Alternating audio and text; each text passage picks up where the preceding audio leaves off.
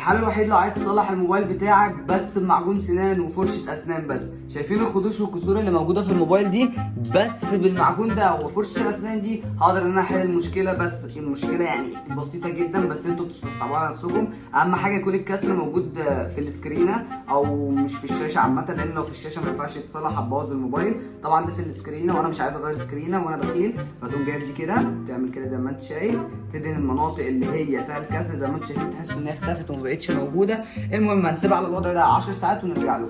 دلوقتي بعد 10 ساعات بعد ما جبنا الموبايل زي ما انتم شايفين اثار تقريبا شبه اختفت، ما بقاش موجود منها حاجه. يلا بينا نمسح ونشوف النتيجه. بسم الله.